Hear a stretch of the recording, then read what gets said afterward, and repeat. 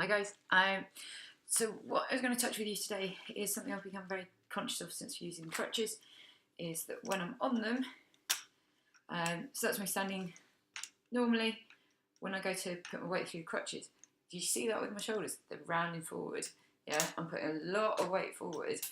And what that's doing is stretching out all across the back of my shoulders, and because that becomes tight, that's tightening all of my chest muscles, okay?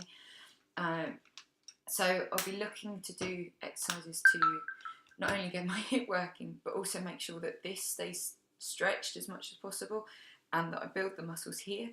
I'm also putting a huge amount of weight through my shoulders that it's not used to, okay? I normally carry that in my hip and my legs, and I want to protect them, okay? I've actually damaged my right one earlier this year, and this is a great exercise to try and get your rotator cuff moving.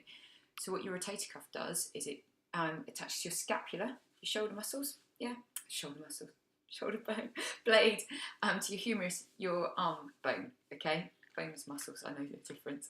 And this, really simple, I've got a band, you can do it with a towel, but these bands are cheap as chips, like a 10 or 15 quid for different distances. This is the lightest one, because it's all I can do. And all I'm doing is, this time I'm going to try with my right arm, holding it steady and just pulling my right arm out. Now, when you're doing this, my right shoulder is moving quite a lot because it's very, very weak. It's quite damaged. One day I'll have an undamaged body. I'll try it with my left. And do you see there? I want you to have your shoulders back. So whenever you're doing anything, have your shoulders back, retracted is the phrase that we use, core engaged, okay, so hips forward, okay, to get that, to get the right posture, to make sure that you're targeting the right muscles. Okay, it's very easy to get the wrong ones. So I'm holding, this is my stationary hand, and then I'm pushing out with that. Now, it's not a big movement, okay, and this is with the lightest resistance.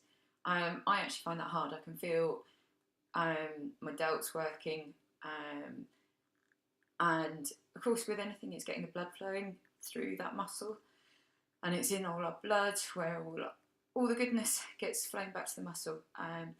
That to me is starting to get a struggle, so I'm going to pause on that one and then try and do the same on the right hand side. Now, when your form's, so I think it's not going to be long for me. Stop, okay? Cover it, shake it out, okay? Breathe for a little bit and then go back into it. But what I do want you to try and do is keep the reps even, left to right. So if I do 10 on my left, I'll always start with my right because that's the weaker one, so that would be my limiting factor. And that just means that I'm going to keep the balance in both shoulders. So yes, it may mean that my left one gets a bit weaker, but as my right gets stronger and catches up to where the left is, I can then build them both up together to make sure that I'm balanced in my body, in all my muscle groups.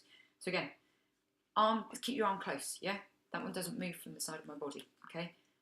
And just twist it out, okay? Try and keep your shoulders back, chin down, okay?